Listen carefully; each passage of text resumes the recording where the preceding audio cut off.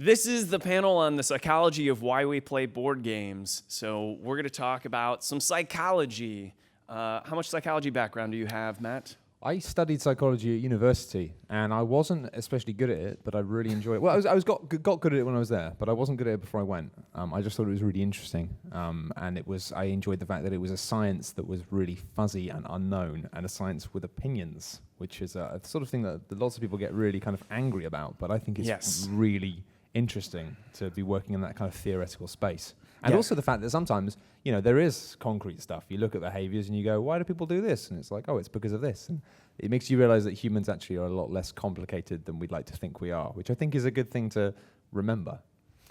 Yeah, people argue it as a soft science because it's not math, which is supposed to be the hardest one. Yeah. But it originates in hard science. It's a hard science that hasn't solidified yet, which makes it the most exciting. I mean, I would argue it's just so big and vast that there's harder parts to it and there's softer parts to it. And we'll talk about both of those today in this next hour. So I'm excited. So I've got to say I'm rusty though. It's been about 10 years. I've got those things where I remember so much of the concepts and the theories and the studies, but I remember none of the names, none of the details. I'm one of these annoying people who says, "Oh yeah, humans do this because of this," and people go, "Well, can you give me a citation?" I'm like, "No." This is great. I will try to embarrass you then, because we will talk about a lot of those basics. We're going to talk about some Freud, some William James. I'm even cheating. I have my little cheat sheet here. Like, who are we going to talk about? But your degree is in psychology. Your degree's in writing. You have a degree? Yeah, I have a degree in psychology. So it was a British social science degree. So it's weird because I don't know if it's the same in the US, but you can actually get two types of psychology degree in the UK. You can get one that's like a BA, which is arts, and one that's BSc, which is science. That's exactly the way it is. And again, it's the soft and hard. You can have something that's a bit fuzzier or a bit more like, hey, you better know the names and dates of everything, or you're gonna die. Right. But one thing you said that was interesting is that you said you didn't have any experience with psychology until university. It was just before then. I studied it in my A-levels, and I was really bad in my A-levels. What the hell is A-levels? It's a thing in the UK where it's like you do your GCSEs. Again, I sound like I'm just making stuff up here if you're from North America. Yeah, you got your Quiddly Ds and your QGCs. And it's a weird thing where like you do your A-levels when you're like 17, 18, and then you go off to university. So it's basically like it's a kind of a period where you condense what you're doing. Before that, you study about 10, 11 things. You just study loads of stuff. And then it's like you focus on 3 or 4 things, and you try and narrow down what you want to do. And it was interesting that like psychology was one of the things I was worst at. Not as bad as German. I couldn't do German at all, but I really liked the language. So I got I think I got an E in it. It was like really bad. I was really good at art, but I liked psychology. But I was lucky that university let me do it because I only got a C, and basically like 5 out of 6 set. 5 out of 7 of places I applied to just said no. C's good enough to be on this panel. Yeah. No, in the end I did okay, but yeah, it took a lot of work. So I'm here because I'm an actual clinical psychologist in America. You can really do it. Yeah. I mean, I don't know. I'm really rusty because I haven't practiced in, oh my Lord, how old am I? 13 years? Is that right? I'm going to cry. Anyways, but I majored in psychology, philosophy, and theater arts. Triple major. Okay, sorry. Anyway, and then I went to graduate school for clinical psychology, and most of my practice has been in just one maximum security prison. So most of my clients have been murderers, rapists, a surprising amount of pedophiles, all of them drug dealers, which was like a surprising thing where it was like, yeah, I killed people. Oh, yeah, of course, I sold drugs, too. I mean, what's that fart when you've crapped your pants? But, yeah, of course, I dealt drugs, too. But anyway, but now I teach. And it's really important. In fact, my father taught me anytime you're talking in front of a crowd, you're supposed to remind them of why they should care about what you're saying. So I think we should start there. We're going to talk today all about why we play the board games. And since all of us in the audience are here because we like board games, I'm assuming that's why you're here. Yeah? It's really important. In fact, I think I can argue it is the most important thing in your entire life. Not playing board games, but examining why we do the things. In fact, I'm going to put you on the spot. So why are you here right now? Why are you sitting next to me? I mean, I'm here pretty much because I feel the same way. I feel that actually examining why you're doing things is the most integral part of being a human. And I think that like if you the only way you can be a better person, I don't think everyone, has to be a good person, but I think it's important to try and be improving yourself all the time. Just in case of how can I make myself less a bad person? Like when you find yourself reacting things badly or being unhappy, you're like, what can I do to stop this? And the only way you can really do that is by examining everything. But it doesn't have to be in a kind of granular, kind of way. And I think that the psychology is fascinating for that. And as I say, it's actually reassuring when you realize that sometimes it feels like everything is incredibly complicated, when actually things are often quite simple, and we just get a bit too... I always think that humans are just monkeys that have convinced themselves that we're not monkeys.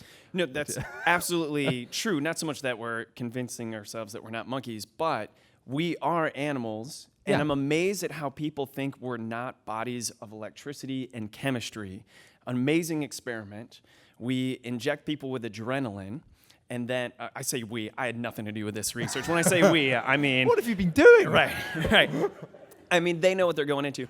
But injected with adrenaline, epinephrine, and then they're asked, how do you feel? And they say, I'm angry. Because I'm sorry, I don't care who you are. If you inject someone with adrenaline, they're going to have an adrenaline rush by definition. And their answer to the question is, I'm angry. You ask them the follow-up, why are you angry? And you know what they say?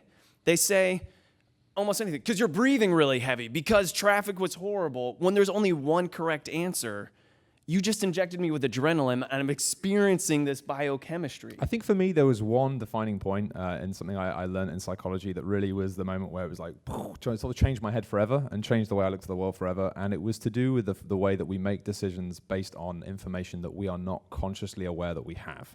And that for me was the point where I was like, what? And the fact that you have all these studies of people who have brain damage, which means that they physically cannot perceive things. Like they can't see anything. They have black spots in their vision. There's things they just can't, areas they can't see. But then they do tests where there are visual things in that area that they cannot see. And then when asked questions, they give answers based on information that they only could have got from that space that they physically cannot see. It's so cool. I'm so excited. And then you have things where people literally cannot, you have people who can only remember things on the right-hand side of them. And so you say, well, you're on this street, tell me what you can see. And they will only mention all the shops and buildings on the right-hand side. And they will not be able to remember anything on the left. And they say, okay, well, you're standing on the same street, but the other end of it, looking the other way, what can you see? And then they can do the other half. And it's this thing of once you realize that we have access to information that we are not consciously able to get, you realize that every decision you ever make and every reason you give for the decisions you've made is probably a lie. Yes. So someone says, why have you done this? And you say, because, why are you angry about this? Because, why have you chosen to do this? Because it's nonsense. We just make up reasons. We don't know. And that's fine. But that's the point where you realize that, it's kind of a point where you go, what are we? But I mean, here specifically, because I think play is just, I really do believe, and this is why I'm here on this panel, but it's also why I'm here at this show. It's why I do what I do, is I think play is the most important thing. Play is something that kids do. It has a huge function of children learning how to be adults. We play to understand roles, to understand the world, to understand how we fit into it.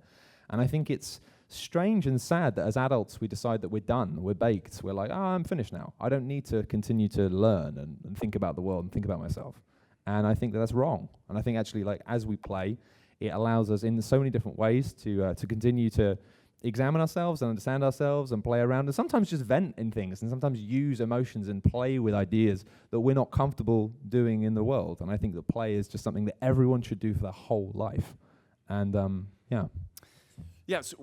So what I want to talk about is, what does that play bring us? Why are we playing board games? And I asked you why you're here, and you gave, because you're a talker, and I mean that as a compliment more than offense. In fact, cool thing about Matt, your mother a poet, right? Yeah. And that totally comes across in your YouTube videos and everything when it is poetry. I'm sorry, I'm crushing on you a little bit.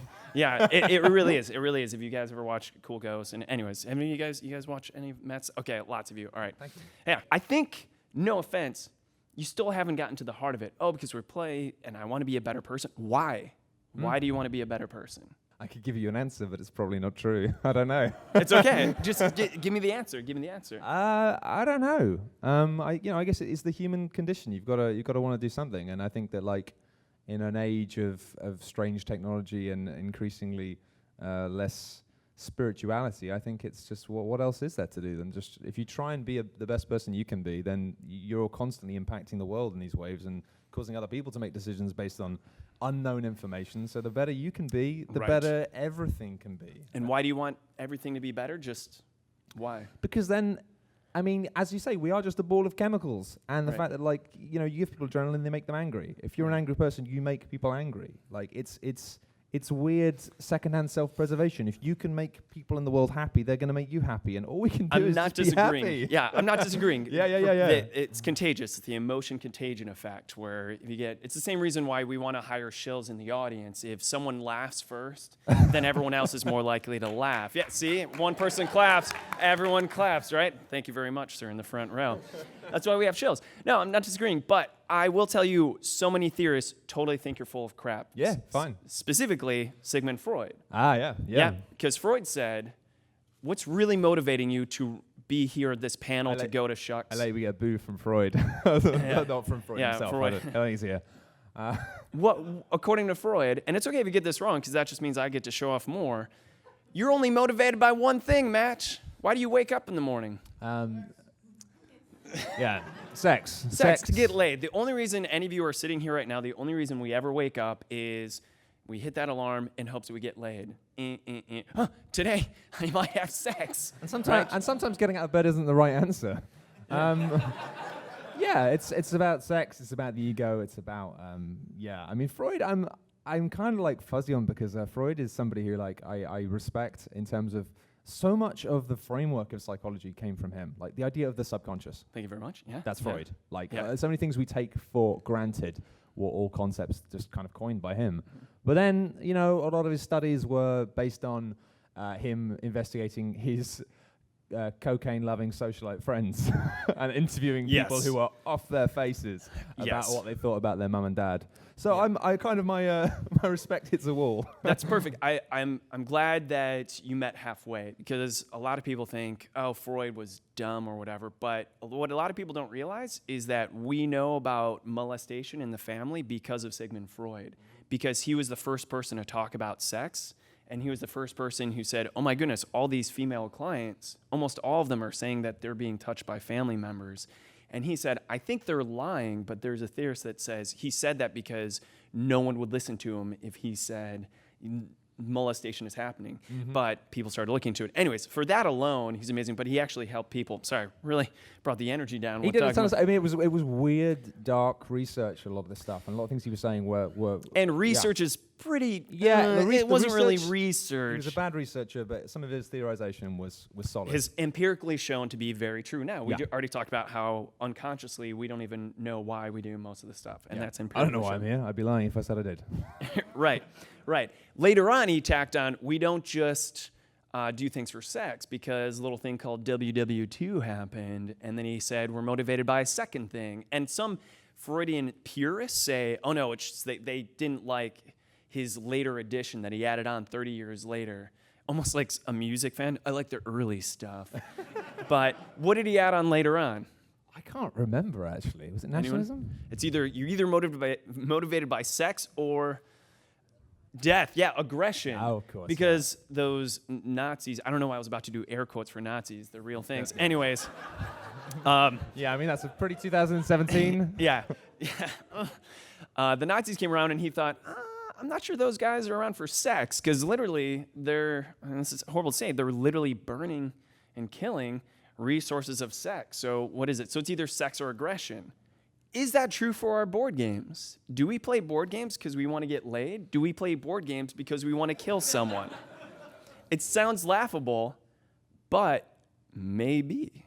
Because we're going to talk about this later on and come back to Freud. And there's more reason this, because plot spoiler, here's going to be the answer of why we play. It totally depends on the person.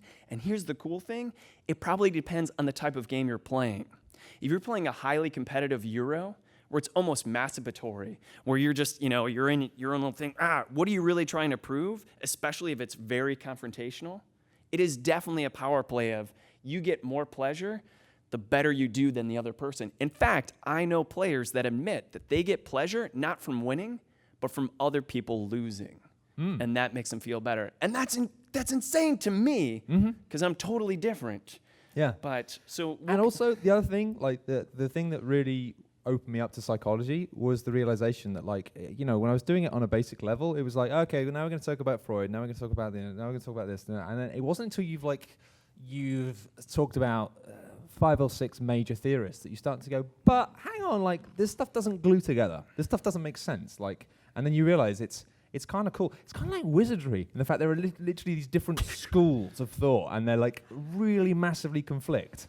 And it's like you can tell they have some of these classic theorists had real beef with each other because it would just be like, no, that man is speaking nonsense. And oh my goodness. it's theories of the mind, and people are trying to map out this incredibly complex machine. And so yeah, I mean, the thing I found is, again, it was mad to me how psychology was full of egos, and it's like the reality of it actually is probably a bit from this, and these different schools, and it's like, you're not a mixer. Matt, we should hang out way more because this is I'm so excited with so many things that you're saying. For instance, when I teach psychology of personality, I teach it in the traditional way where it's almost the history of the psychology of personality, and it's just the backstories, things you can't even make up.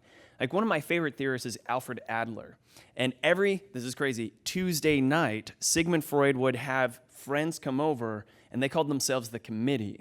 And there were the big names that showed up there. There were Sigmund Freud, Carl Jung, and Alfred Adler was one of them. And Alfred Adler was the only one that really disagreed with Freud, saying, I don't think so. Have you seen my mother? She is not attractive. I don't think... And Freud's ego couldn't handle it, made fun of him, and eventually Adler says, listen, I don't come here on Tuesdays just so you guys can make fun of me. I'm out of here. And from then, Adler's theory was the exact opposite of what Freud said. Yeah. For instance, Freud said the purpose of basically our personality in life is to release tension, the id, ego, superego, the id, the little devil in us, like have sex, have pleasure, release. So what did Adler say? Adler said the purpose of personality is to increase tension, which is interesting. So applying this to the board game idea that we have right now, the reason that we do this is so that we can improve ourselves. And this is something that I should have written a thesis on. Adler's the first humanist.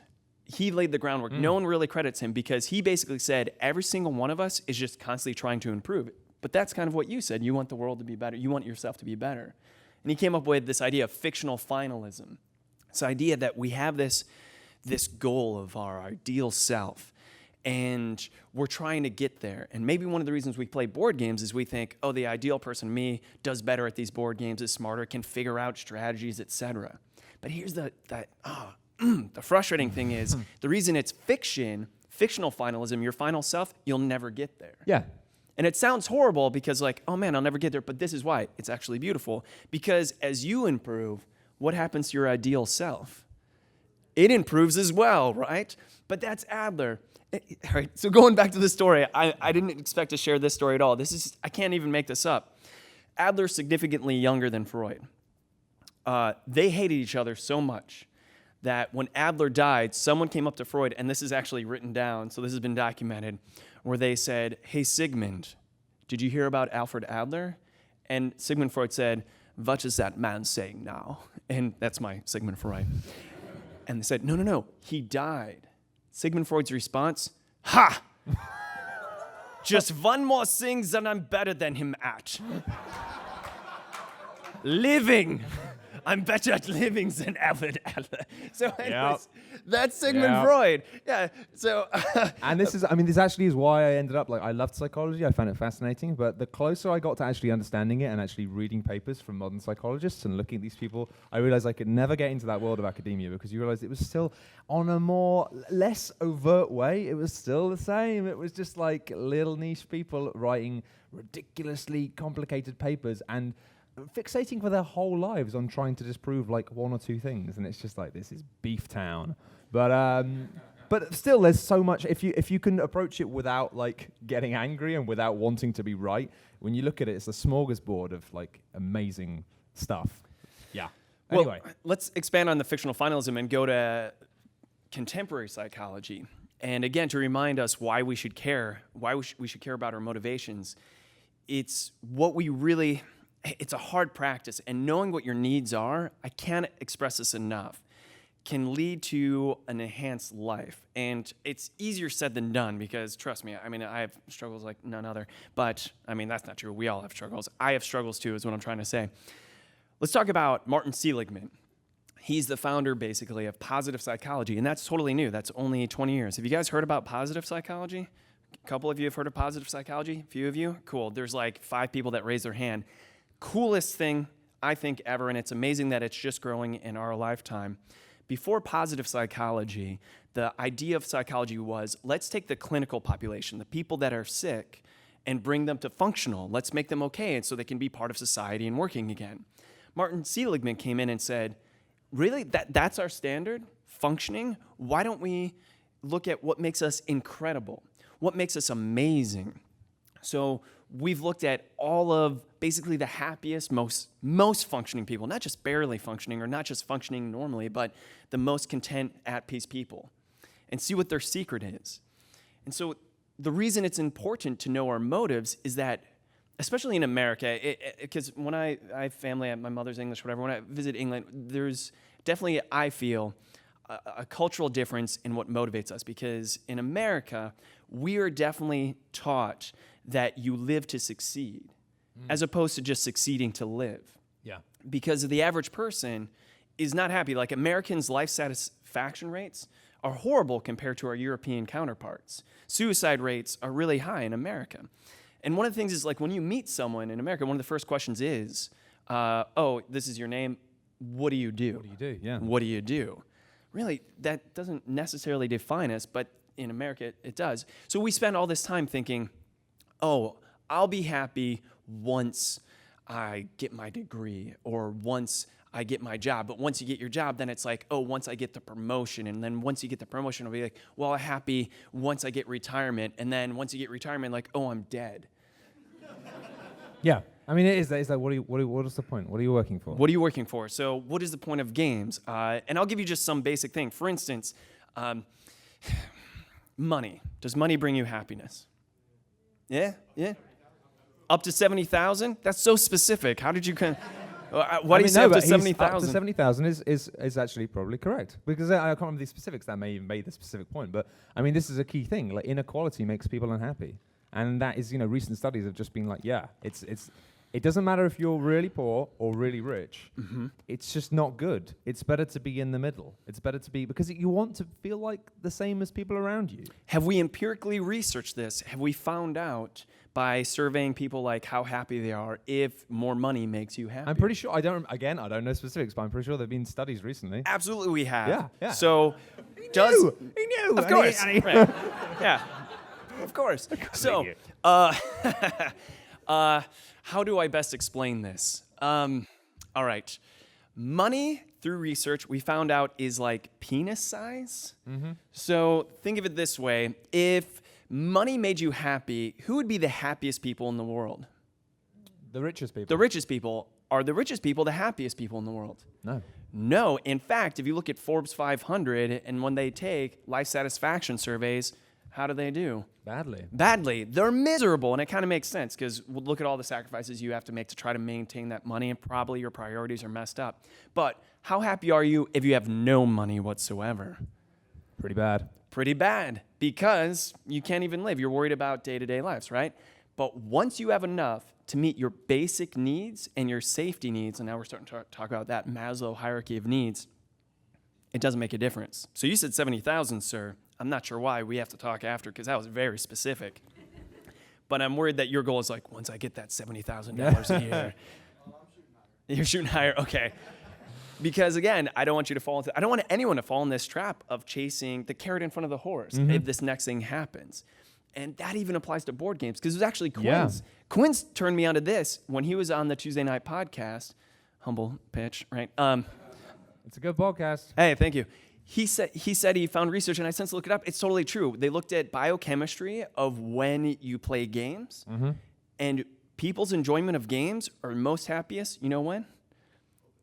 Opening the box. Oh, yeah. As soon as you open the box, like, shrink wrap, and that smell hits you. Oh, look at these components.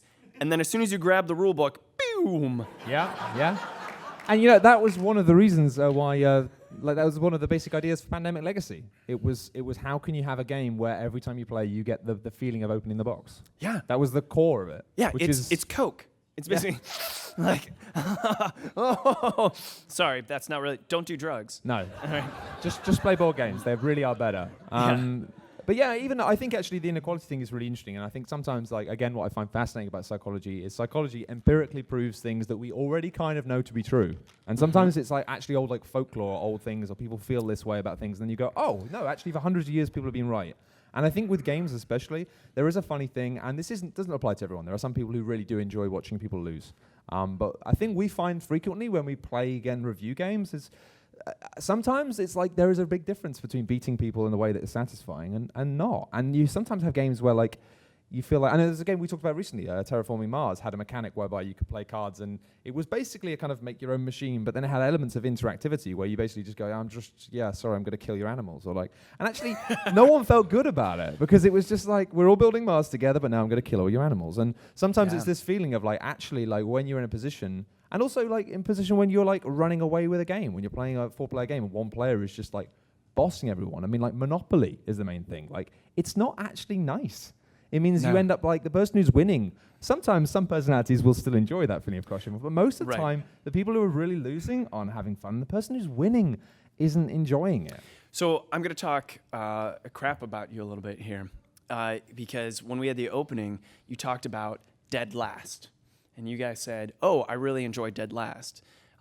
And I'm going to say dead last. If you enjoy dead last, please don't let me ruin your enjoyment of dead last. But let me talk about my personal needs. Maslow's hierarchy of needs, basic needs, food, water. Like, for instance, here's one of the questions is, and don't let me lose track. Let me come back to dead last, and I'll make my point. So if, would you, who thinks it's wrong to steal? You think it's wrong to steal? Who thinks it's wrong to steal? Thank you, right? All right, some of you aren't raising your hands. Putting my wallet back in my pocket. Different question, would you ever steal? Right? This is the classic example. Yeah, you would steal if you were dying. Like, would you eat another human being? Yeah. I'm not saying, like, let's eat someone, but if you're in that situation, you may say, I would never eat another human being, but you may not know until there's, so that's the basic needs. Safety needs doesn't mean, am I safe? It just means, do you know that tomorrow that your basic needs are going to be met? So are you going to have to worry about food? Are you going to have to worry about shelter? If you don't have to worry about those things, that's your safety needs. Next on the level is the category of psychological needs, love and belongingness. Are you getting enough love? Do you have a relationship? And after that, then it's esteem needs. Do I have enough respect? Do I have enough power? And it's very contentious on which one of those is actually higher. And it depends a lot on your upbringing and whatnot, that kind of thing. So for me, I'm definitely on the side, and this is an oversimplification, but I'm going to say one of the two basic categories of why we play games is either to feel better about ourselves by comparison, getting more respect, or we feel better about ourselves because we feel more connected to individuals. So when I designed 2 Rooms and a Boom with Sean, we wanted to have a hidden role game that actually brought people together. That was actually a goal that we had. We didn't want emotional manipulation to happen. We wanted people, after they played, even if they had lost, they had spent that time making friendships. And that was the goal behind 2 Rooms and a Boom. So, the creators of Dead Last. And again, if you like it, that's fine. And I won't say that's wrong to like it, but they came to us and they said, the creator said, hey, we think this is a good fit for your company. But the problem with Dead Last is, by definition, you are picking on someone. And so inevitably, a lot of people have fun, and one person has a horrible time. And already there's like someone in the front, same guy, 70,000 shaking his head, because the stories we tell after the games are so important. And that's the whole Tuesday night podcast thing, is the stories we tell. This is the story I hear from Dead Last. Oh my goodness, that was so fun, wasn't it? Yeah, we totally talked about, and one person like, yeah, you didn't know. Like, yeah, you guys were communicating about me behind my back. Yeah, you totally didn't know. Like, yeah, I never want to play this game again because I feel like I'm totally out of the loop. But The same thing can happen in games like Resistance, whatever. It all depends on the group you play with. So having that common language. So if you go to a game like Dead Last and you're one of that group of, I want to bring us together, but you end up being on the opposite end, oh man, it's so painful. And I guess in a way, actually, it's like why a lot of those games that work well have the camaraderie of it's like there are always two werewolves or two, so at least if everyone hates you, at least you got a buddy and you can smile at each other and right. and weather it a little better. Yeah. Yeah, for the uninitiated, Dead Last is you secretly choose who you're going to kill, and then they're eliminated for the round, right? So you have to communicate that non-verbally, wink, wink, whatnot. So anyway, that's Maslow. So going back, there's the different theories, and we'll just go to basic psychology 1010, the theories of motivation. And we already covered most of these just through context. And they kind of build off of each other, and there's a Venn diagram overlap of each of them. I almost think of it as dating, where if you date someone and you break up with someone, hopefully you don't date the next person that's exactly the same, even though that's not really possible because we're all snowflakes. But hopefully you learn lessons. Like the first person you date, you're like, I just want someone who's really nice. And then maybe that relationship ends and you think, okay, maybe I want to date someone who's nice and kind of has a sense of humor because that person didn't really... Anyway. I think with any school of psychology, you get to a point where you're like, this is really interesting. When you first start into it, you're like, this is amazing, this explains everything. And then you get down to some of the stuff and the way it starts to explain this thing, you think, this is stretching. and then you discover a new sort of school of thought and you go, oh, but that makes perfect sense. And then That's why introductory psychology is my favorite class, because you're just the tour guide. Yeah. You teach them all of the beautiful things without getting into the nitty-gritty, ugly detail. Yeah. Right? All right, so here's the introductory psychology. Drive theory is the idea that we are just driven by our primary needs, physiological needs. This is going down to the basic needs again. And here's what's interesting. They identified 5 basic needs. You guys know what the needs are? Not anymore. All right, so if you're going to torture someone, this is the dark way of explaining it. If you're going to torture someone, these are the things you take away.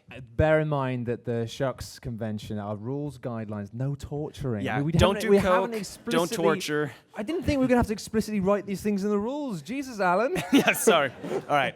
But if you were, food, water, right?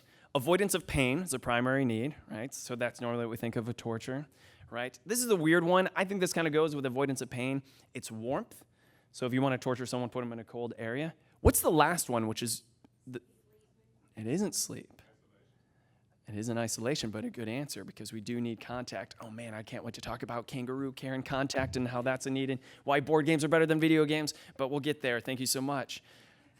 It's sex. It's actually sex, which is crazy, right? Like, so they've done studies in other animals where they'll starve them to death, and it's called the dilemma box. It's the most sick thing possible. Basically, room number 1, you have food. Room number 2, you have sex. You know what happens to these animals? They starve to death. Yeah. They starve to death. Which on an evolutionary basis makes sense because like, well, do I take care of myself or to propagate? But I mean, that's not what they're thinking. I don't think like these rats are like, I'm doing it for the rats, for the cause.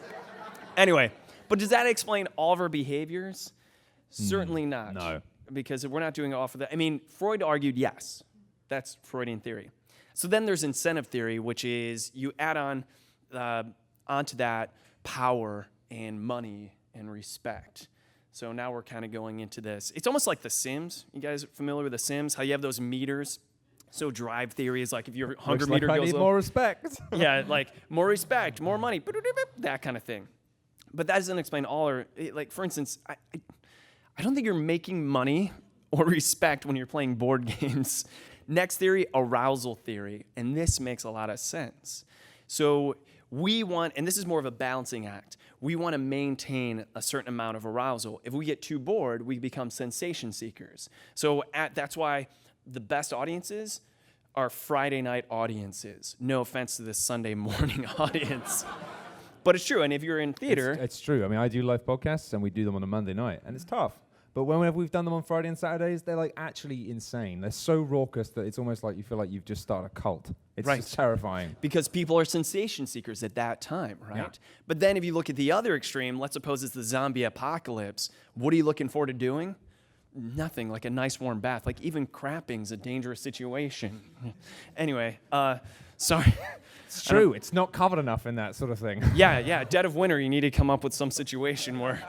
Isaac Vega's in the audience, sorry. Anyways, So so that's arousal theory, and that makes sense. Do we play board games because we're bored? Maybe we're not stimulated. That comes into like the Adlerian thing of like we always have to be stimulated. So maybe that's it. But does that explain all of our behaviors? Is that possible? Well, we can even make it more of a reduction. In my cheat sheet here, I've written down like behavioral, and this is the biological with the dopamine. So orthodox behaviorists believe in the nature versus nurture argument, it's all nature. We know that's not true nowadays. It's always both in every situation. Sexuality, even your political affiliation. Obviously, that's more your environment than it is how you're born. I don't think people come out like, I'm going to vote for Trump. I don't think they say that like out of the womb. But I've yet to see that, but I mean, nothing surprises me. yeah, that's true. Like one thing I've learned in the last few years is I know nothing. Yeah. I was like, oh, like I could believe anything says. Like anyway, get back on track, Alan. Back on track. So the behaviorists believe it's a lot of environment, but realistically applying the biological theory to that, it's the idea that we are programmed almost like robots to our biology. When we do something good, dopamine. When we do something bad, some epinephrine, some pain. In fact, I was just talking before this podcast, children in classrooms that are bored are experiencing more physiological pain biochemically than they are with actual physical torture. So for all those early childhood educators in the audience or listening to this, When they're squirming. when they're squirming, they are being tortured. They're like, oh my goodness. And I think we've all been there. Hopefully you're not there right now. You don't have to be here, by the way. If you're squirming right now, please, we won't be offended. You go ahead and leave. But that's the whole biological. So we're chasing the dopamine. It's addiction. And I think that's what we have to be careful with board games as well. That whole, because I was buying so many board games and loved my collection, wouldn't get rid of any. Then Quinn's ruined it by pointing out, and now I'm trying to get rid of my board games because I realized I was just chasing this high for, sorry that I keep using the cocaine, but that's the thing. Are we just chasing a high? Yeah. Yes? I mean, and that's something I think you have to be wary of. I think that's something you have to think about. Like, sometimes you play a game and it's great, and then you think, do I need this in my collection? And actually, one of the things I love about board games is the fact that people have different collections. You can go around someone's house and you go, you got this. We don't need everything, and I think that's good. But I think it does also affect like the way we look at stuff. I instantly I'm really kind of turned off by things that are kind of cynically built around that. Like I really Magic the Gathering has some really cool game systems, some really cool ideas, but I instinctively do not like or trust it just because I know that so much of it is opening up tiny shiny packages. And it's the same for Star Wars Destiny Dice. It's a great game, but there's a part of me that instantly is just like, I already know, as we talked about at the very start, already do not trust my judgment about anything. And so if it's anything that's involves opening shiny foil packages as well, I'm instantly like, oh, what do I like? Do I like this? What part of this do I like? And I don't know. I think it's just, I think it's fine to like that stuff. I think it's fine to embrace it. But obviously as a critic, I kind of have a slightly different position. Right. You still got to love stuff and be like, you know what? This is junk. I love it. I don't care. Right. But, But you also look at their motivations too. Like publishers need to make money as well, but cashing in on that, what's the balance there? And the psychology behind it basically is people love it until they realize they're being manipulated. Yeah, exactly. And I think that's a really key thing, actually. It's something I try and... I think it's like with the inequality thing. This stuff is bad for everyone. That's the key thing. It's not just bad for one group. And I think actually it's a dumb thing, but it's also something that we thought very carefully about with this convention and the way we try and operate our site. Like that inequality, I think fandom is really bad for everyone eventually. You can have people who think you're gods, but then eventually they'll realize you're not and it will be bad. So it's a key thing that we actually try and talk to people. I don't want to be somebody who disappears off stage. I want to shake everyone's hand and say hi to people because I think it's good for everyone. And I think it stops everything being bad. It's like World of Warcraft for years. I loved it until I hated it. And I try and avoid that relationship with anything anymore. Don't get me started on World of Warcraft. It took me a long time. Now I'm tapping Stop doing this! Sorry. It took me a long time to get off of that. And I remember Jonesy for it. The week I left was the week that they did dual speccing. And I was like, oh my goodness, I worked so hard as a holy priest. And now I can go back. Sorry. Anyway, you can tell. It's just like an alcoholic talking about, I remember this time. And there's a part of you that will always still have that passion. But it can end up becoming resentment if you're not careful. Yeah. Well, I'm so glad you mentioned what you said about meeting the people because I wanted to go deep as far as you kind of have the awkward position where this is passion, but it's also career for you. Yeah. Yeah, absolutely. And I think I'm going to ask perhaps an uncomfortable question. You can totally boycott it, even though the pressure's on right now.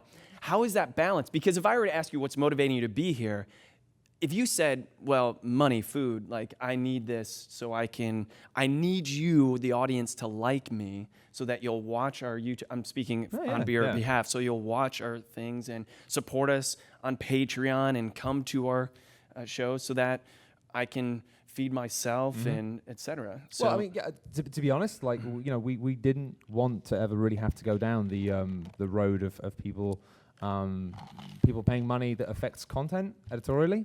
And that's meant we've had to do some strange things in terms of wobbling around and like it's things like the Kickstarters we've done with the expansions of things. But even that, we had some slight stickiness this time with the stuff we've been doing with the metagame, and we kind of like it was one of those things where it's not like we did a bad thing, I don't think, but we maybe weren't as careful and cautious as we thought we were being. And it's like you realize as soon as you start doing any of this stuff, it's like this is sticky.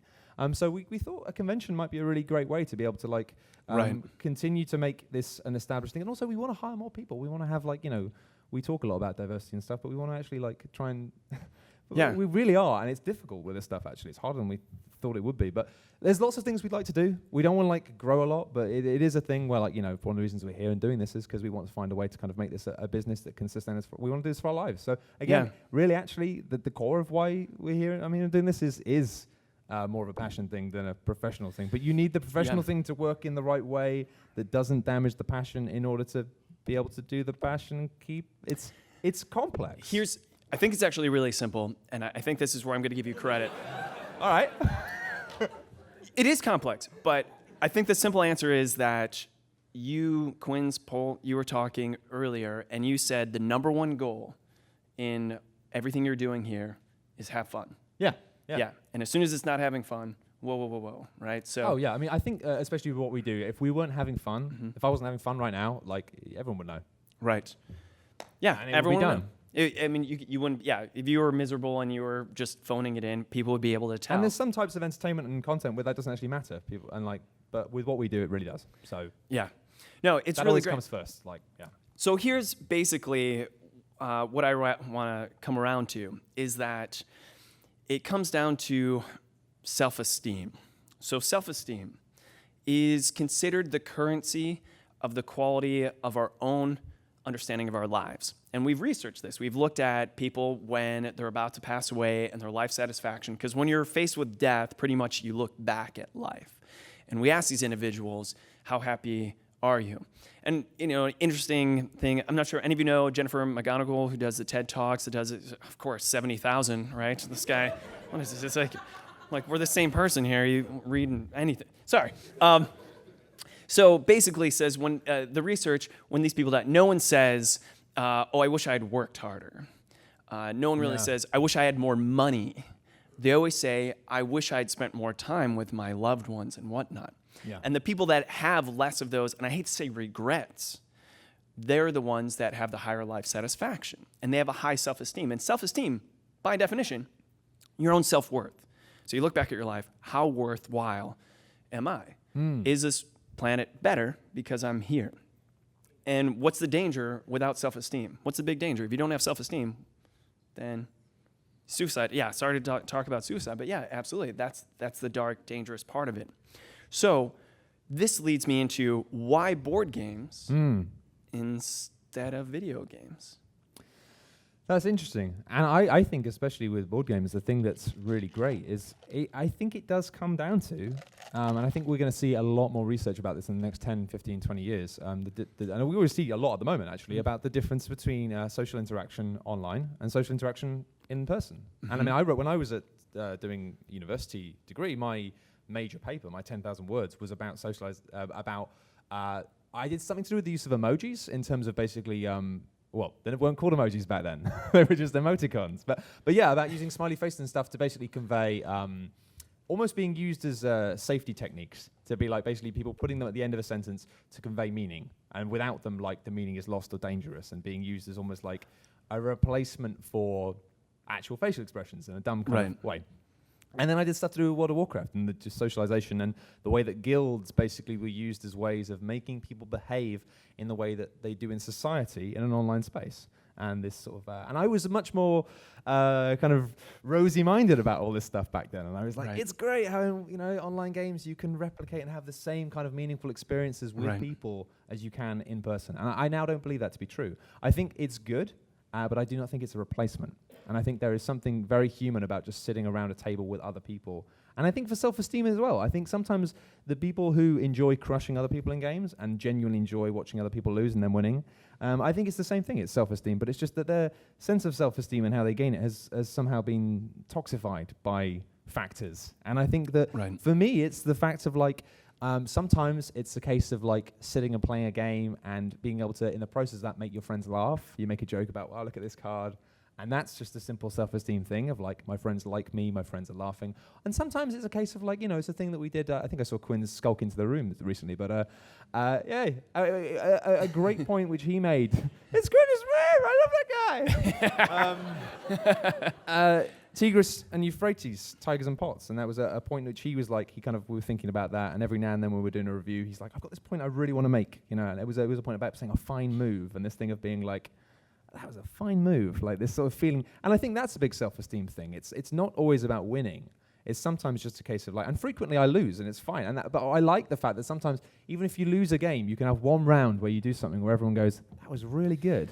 And I think that's the thing, you know? It's the biggest barrier to entry to board games, definitely in American culture, because a lot of people that aren't gamers, when you say, would you like to play a game, what they think you're actually saying is, do you want to prove who's smarter? Do you want to feel dumb? This is why most people don't enjoy chess, because it's pure 100% strategy.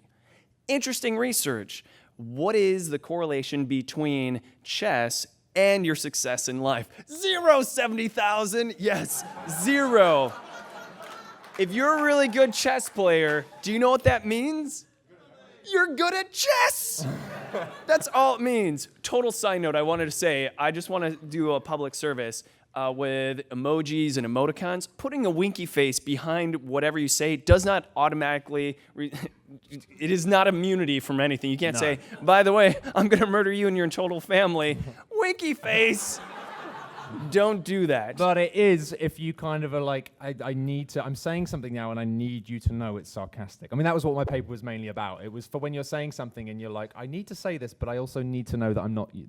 Or like sometimes you're saying something that you kind of mean, but you're like, I mean this, and I don't want to say it, but So we've just touched upon something really important that I want to go back to, and that's the language of needs. And this is the skill that I kind of hope personally that everyone works on and can do. So I'll get back to that. But what I want to talk about, again, finish this, is board games versus video games. Kangaroo care. This is going to sound almost mystical, spiritual, but it is empirically true. What's kangaroo care? Any of you know kangaroo care? Kangaroo care, yes. What's your name? Amy, yes, and I'm so glad here. By the way, I had this conversation with Amy last night in the VIP area. Amy, VIP, thank you so much. Yeah. And I said, hey, I'm going to probably argue that Freud's right, sex or aggression. She's like, I play games with my family. What's the goal there? So hopefully we've covered that. But Amy, what's kangaroo care? Immediately after your baby comes out, skin-to-skin contact. So premature babies need warmth. And so before, they'd put them right in incubators. Mm-hmm. But the fatality rate was really high. And what has decreased the fatality rate is kangaroo care, taking a baby and putting in it. And it didn't make sense. Like, wait a second, physiologically, they're colder, it's not as warm, what's going on? Well, the simple task, and I'm gonna do you a huge favor right now. Touch, human contact, releases an insane amount of healing endorphins and biochemistry. So when we are sitting across from each other, that physical lack of distance is really important. So video games aren't necessarily worse than board games, but let me tell you, Jackbox TV, single couch, multiplayer, if you're just shoulder to shoulder touching, it's immensely bonding. And so when it comes to family time, the number one rule, and I hate that this almost sounds creepy because I don't mean it, is touching. You should be touching. As long as there's touching involved, there is bonding happening. And it has this healing purpose. So if someone's sick with cancer, if someone's just depressed emotionally, all these things, I'm not saying, oh, you have cancer, you're cured. I've got to keep my hand on your shoulder. As long as possible. That's not what I'm saying at all. But the reality is, we now know the biochemistry behind it makes sense. Yeah.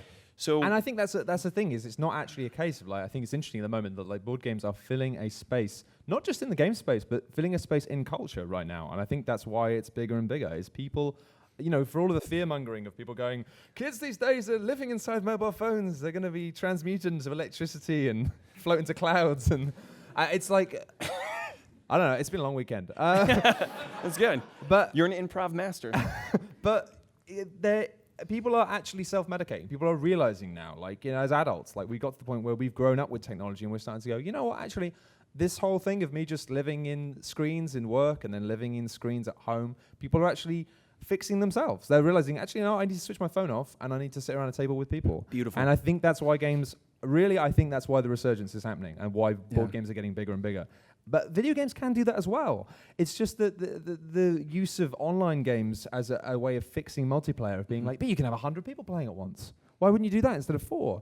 And it's like you say, it's when you play Mario Kart, it's a vital thing that after you've just smashed your friend with a red shell, or he's hit you with a red shell, you go, you take a hand off the controller and you go, oi, and you push them because it's like a light, joshing, fun way of like having that competitiveness, but also like physically, too many people on a sofa laughing and competing furiously, but also still laughing. And yeah, it's key. I love what you said because the cell phone off, marital companionship between families, the cell phone off is a great thing. And that is shown as far as like therapy. If you go into a couples therapy, marital therapy is for everyone, by the way. So don't judge anyone who says I'm in therapy. If anything, you should be thanking them like, oh, I'm sorry, I can't go. I'm going to my therapist. Thank you.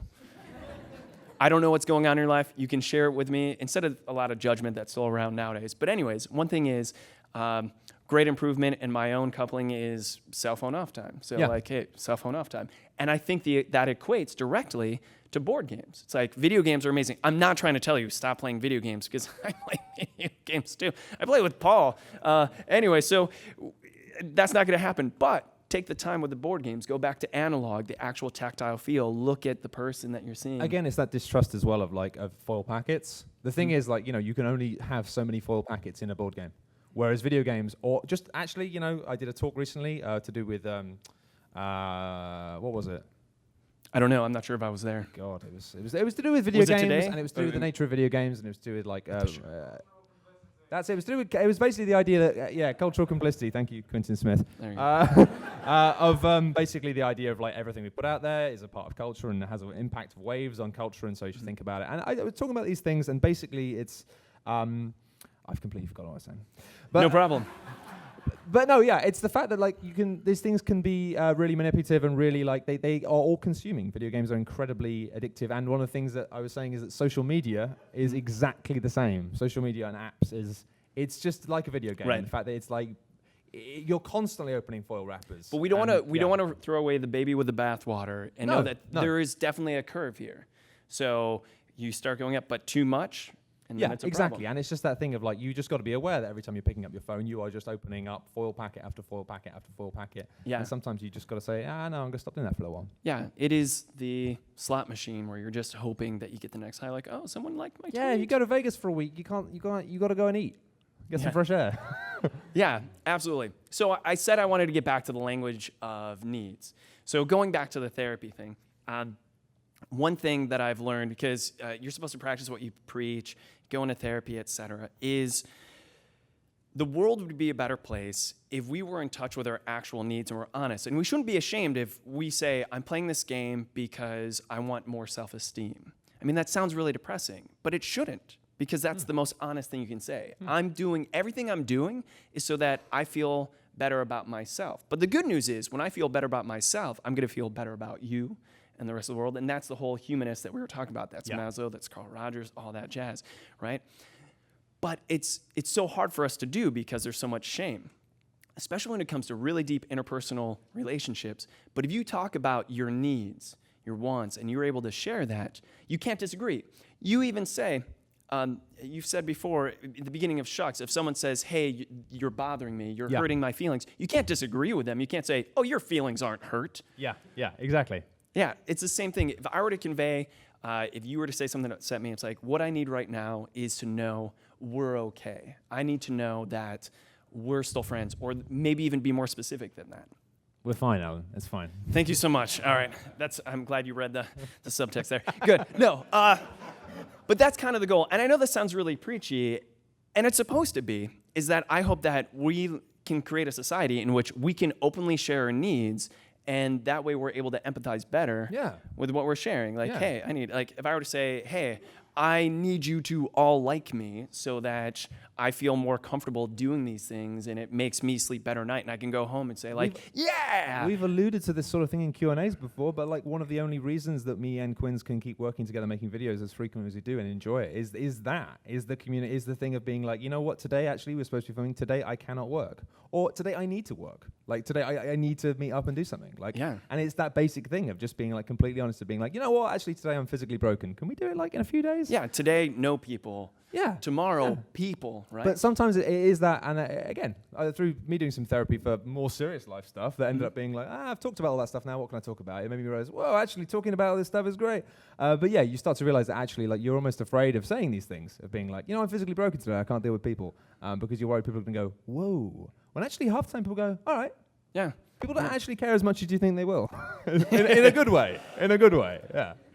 Yeah, it's important. And again, there's that curve, because admitting that you need people's love and attention, that's really scary to do, but it's nothing to be ashamed of. That's how I often organize my board game meetups. I'm like, my God, I need to, someone please come around my house to play Arkham with me. I'm going insane. Please give me a compliment, right? Whatever. But again, there is that curve where too much. It's like, whoa, I think there's other needs here that aren't getting met, et cetera. And that's really hard to do. And the only way you can do that is through practice.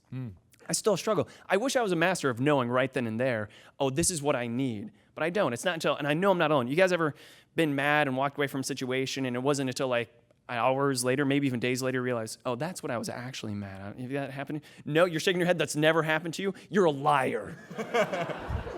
You're a liar. That's a common all right, thing. here's one that everyone's must have had, is that thing of being like, hey, you got the night off. Hey, it's a Thursday night. You've got nothing to do. You can do whatever you want. What do you want to do?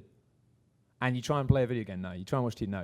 Everything you try and do, it doesn't work until you realize it's like 1 a.m. You've stayed up way later than you were going to, and you've done nothing, and you're not happy because you want something, but you've no idea what it is. What it is, yeah. So I wrote this conclusion here just to tie this in a nice bow. Conclusion: why should we care about the needs of board games, video games? Why should we care even about our needs, our motivation? Because knowing our motivation knows. Screwing this up.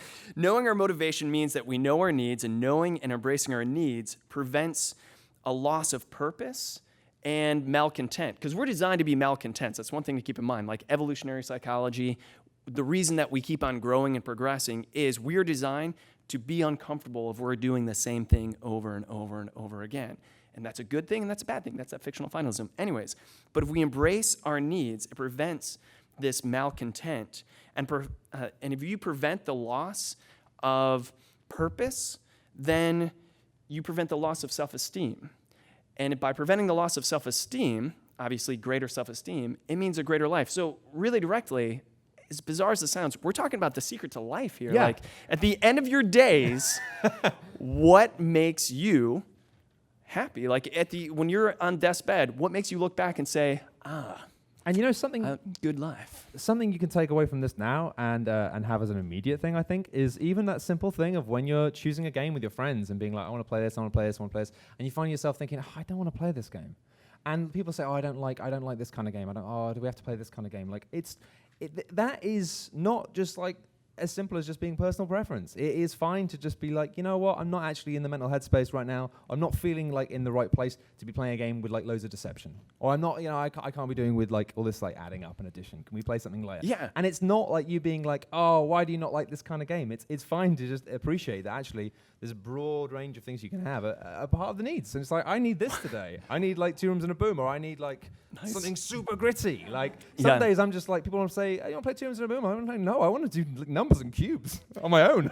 And by the way, if you're one of those people, thank you so much for saying that, because the worst thing is sandbagging. We're like, I'll play this game. Oh, this sucks. While you're playing it. Not to like it. To just be like, this isn't for me. So be upfront. Say like, hey, what I need now is not that game. And that's fine. But you can say in response, well, I need this game, so you mind doing your own thing while we do this game? That's cool. Total respect there if that happens. But it is worth trying to find a middle ground. If you've got one person who thinks I'm really not up for that sort of thing, try and find something that works for you. Because there'll be something. That's the awesome thing. Hundreds of games. There'll be something that fits.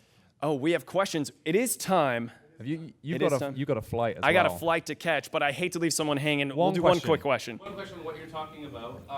What about the idea when you're choosing a game, you don't want to play a game, but you decide to play the game anyway because you know everybody else wants to, and you put in your best effort to make the game a fun experience for everyone, even though you personally don't want to play it. What about that kind of thing? So here's the thing. The question is, what if you really don't want to play the game, but everyone needs you to play in order for it to go on?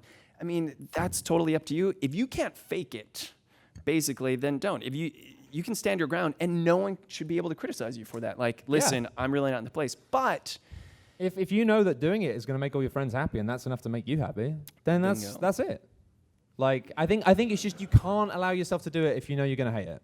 Because you know what, like that situation where you have one person who just really doesn't want to play something, they bring it down. I remember one time where we were about to play Battlestar Galactica, I think, and then my friend suddenly went, oh yeah, I've got 2 friends coming over, they're going to play as well. I was like, okay, and then these 2 incredibly drunk girls turned up. Oh. And one of them they were both like, bah, bah, bah, bah, bah, bah, bah. We were trying to explain the game, and I'm just like, oh my. And then one of them got super into it. And she was silent, she was loving it, but then the other one was just literally picking up things and throwing them around. She just kept being like, I'm bored. And you're just like... And again, it's like, it just doesn't work. You've got one person who doesn't want to do it, the whole thing will be horrible for everyone. So try and find a game that works for everyone right now, or don't invite really, really drunk people. Matt, thank you so much for meeting my needs by coming on here today. Thank you for having me. It's been a pleasure. Thank you guys so much. Yeah. I really appreciate it.